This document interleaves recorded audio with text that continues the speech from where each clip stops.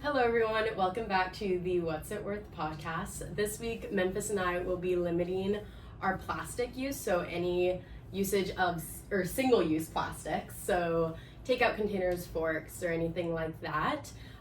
So pretty much we see this mainly in the food industry where we're using a lot of takeout containers and straws that ultimately can end up in our landfills or in our oceans. And these single-use plastics are not degradable, right?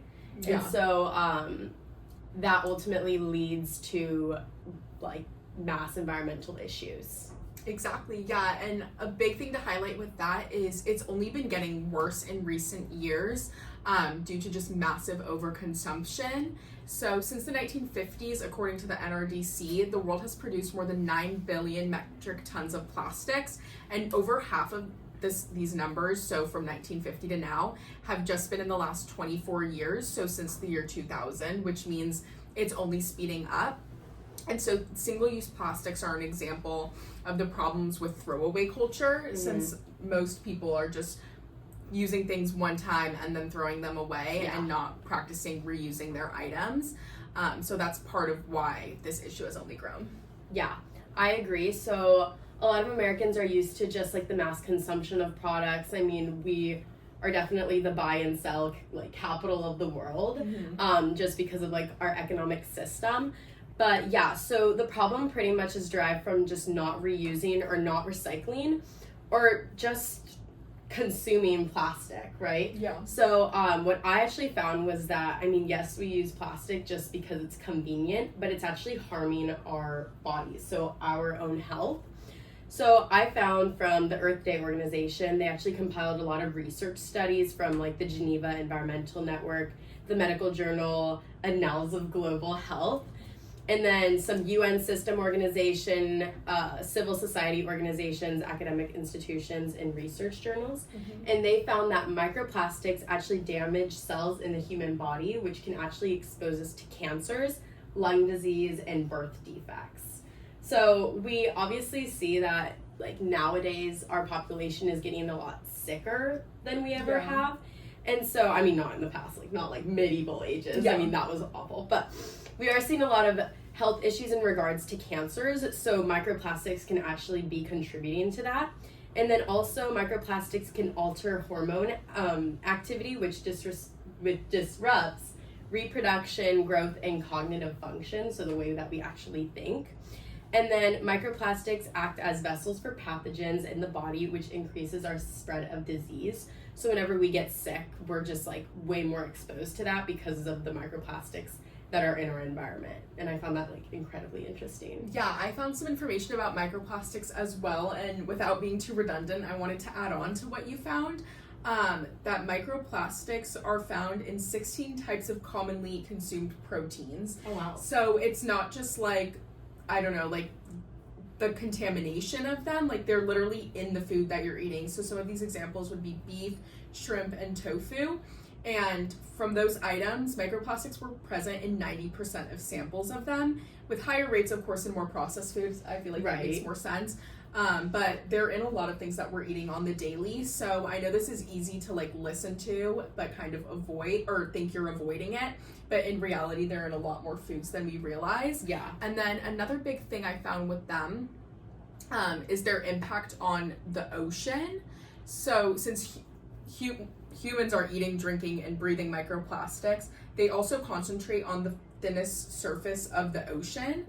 So according to an article from Peril and Promise, it was like a study done by a doctor, Dr. Warner, he found that oceans have been taking up to 30 to 50% of the carbon dioxide emitted. So if we disrupt the ability of the ocean to do so, it'll just make climate change much worse. So I feel like a lot of us just hear about like recycling just for the better of our planet, but in reality our oceans play like a huge role in what's been going on with the overconsumption of plastic. That's really interesting that it contributes to climate change. Yeah. I don't think I ever thought about that because I mean, I think about landfills and then incinerators, and then that would cause like some pollution in our air, or not some, a lot of pollution in our air. No, I had never tied it back to oceans either. I mean, I knew like save the turtles because of the straws or whatever, but I didn't think like, oh, the ocean contributes to like climate change, you know?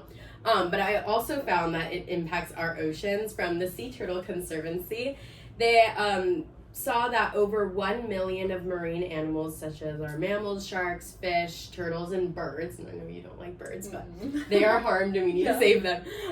They're actually killed each year due to plastic debris in the ocean. And so I was actually talking to a girl that sits next to me in class, one of our friends, and she was telling me that she did a project on the guy who actually created that invention that picked up trash in the water. Have you ever seen I that? have heard of that. Yeah. And she contacted him, and she like was telling me like, oh, if you want more information, like ask me. And I was like, okay. Yeah. So she and I were talking about that and bouncing back ideas, but it was just so insane how just like species that are supposed to be living there were the ones harming them. Mm-hmm. You know, like we live on land, but like they live in the water, and we're still impacting their lives. So a way to reduce this would be to reuse whatever plastic that you were using. I mean, obviously just don't use plastic if you're gonna do that. And then also use cloth bags, and then don't litter, because a lot of that trash will end up in the ocean because it goes down like our sewer systems, or like what do you call it? Those things. Those like they're next to the curves. The riverbed? Or no, they're like the little Yeah, You know what we're talking about. Yeah. But yeah, so obviously don't do that because we all want to like save our animals. Like that's just really sad. Yeah, and tying into that kind of with the whole like using reusable paper straws or like the saving turtles thing, I feel like we saw a lot of that just like online and in media, especially in recent years. So I actually wanted to kind of see if it was something to like be debunked. So according to the NRDC's article, will shifting to reusable straws really make a difference? It does, but maybe not in all of the ways you think so. So of course, just using reusable products in general and cutting down your use of plastic is going to make a difference. But the big thing with like the movement of using reusable straws was bringing awareness to the idea of throwaway culture, and then promoting this idea for states' bills to be placed against straws. So even like in California, you're supposed to now, like you can have to ask for a straw at a restaurant, and that's like been put in place for the last few years. So yeah, there's this whole movement of like not using the straws anymore, but it's also just to bring about that general idea of throwaway culture. And then I wanted to look into that a little bit more, because it's really easy when you have the ability to buy reusable things to like say, like speak against it, I guess. But not everyone has the opportunity to do so. Yeah. Like when I was looking for ideas of what to do, it was like composting, buying in bulk, using reusable bags, shopping in person. Those are things that, while we're going to be able to practice that this week, not everyone has access to doing so. So a big thing I saw, let me see what study that was from. Oh yeah, it was from the United Nations Environmental Program. It was focusing on, if you can't do that, turning single-use items into multi-use. So for example, I feel like I noticed this a lot when I was little, that people do this too. Like frozen yogurt shots. I was just about to say that. Using the spoons from places like that, because, I mean, is it ideal to clean that spoon and use it again? No, but if you don't have the ability to buy like reusable utensils, then the plastic ones, reuse them instead of just buying a ton of plastic. And so I thought that was really interesting, because it's so easy to just sit here and be like, oh, just buy everything that's reusable, but realistically not everyone has that privilege. Yeah, and I was talking about it with a couple of girls at my desk in class, and how I was saying that, oh yeah, like when we grocery shop, like everything that we buy is in plastic. So I was like, what could I do to change that? And I was like, oh, I guess I'm gonna have to like shop at Sprouts. But like, do we all know how like expensive like those whole markets are? So I mean, that is an option, but it's just not feasible for a lot of people just because of like how expensive it is. But I definitely see how like making that change could be really like beneficial to the environment. Just like shopping in like glass jars. Like I had a lot of friends who did that, or like those like granola families that did that, and they would like shop with like they'd put their nuts in their jars or like jerky or whatever, and you're like, wow, are you going hiking? Like, you didn't really know. But yeah, I definitely know that like a lot of granola families save their plastic, what is it, spoons from like yogurt or whatever, and I thought that was really cool. But yeah, so again, going on to that, so the National Oceanic and Atmospheric Administration, they actually did a coastal cleanup in the top 10 types of like single-use plastics. were food wrappers, beverage bottles, grocery bags, straws, and takeout containers. So that's adding on to your thing is like we can minimize all of that if we reuse or if we just reduce our plastic intake. And yeah. Yeah, I think, let me see if there's anything else I wanted to add. Sorry guys, I'm using my phone today instead of my laptop because it wouldn't turn on. So it takes a little bit longer to find any ideas. But yeah, I think our health, we touched on climate change, we touched on the environment. So overall, reducing plastic, there's no negative sides to it. I mean, is it as convenient? No. But that's what we're going to be trying out this upcoming week, just seeing what little ways we can make those switches, because I have a feeling that throughout the week I'm going to end up realizing that I use a lot more single-use plastics than I would expect to. So obviously it is hard to make full changes in what you're buying and stuff like that, but just implementing daily new practices and I think overall awareness. I think with these more environmental themes, awareness is going to be a really important and common theme throughout them all. I agree. But yeah, I mean, health effects we touched on. So do you have any other points? Or?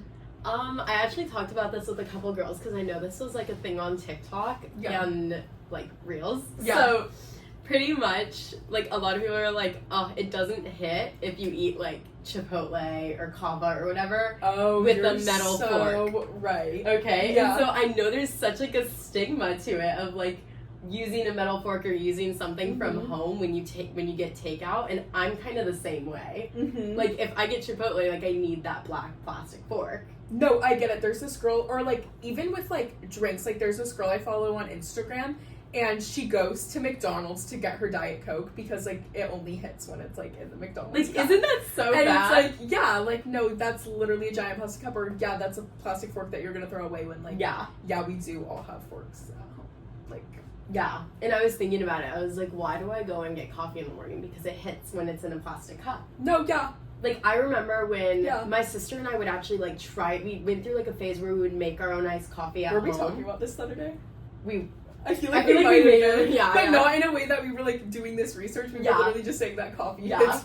It just, and so it just hits more when it's, like, from somewhere else. Like, someone else made it, and you're like, oh, so good. But, like, she and I went through a phase where we were, like, making our own iced coffees.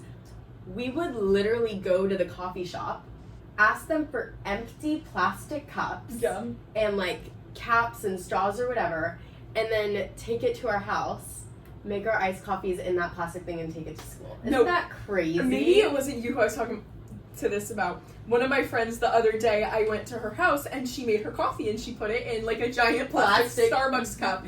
And I was like, oh my god, like I'm gonna start doing that because then I won't spend the money on Starbucks, but like it's out of the cup, like it makes like for some reason I feel like when you're drinking it, like it tastes better. Like I completely understand you. No, but that's literally our I'm glad culture. you brought this up because I literally never thought of that. And it's our culture, it's other people's influence. We would have never gotten that idea really like on our own. But that's what they want us to think. That's why we keep going back. Wow, I'm glad you brought that up because I didn't even like think about that in context of this. Well, just because it's like it's such a big trend, I'm like, wow. Like I mean, that's gonna be my downside. Is like things just might not hit.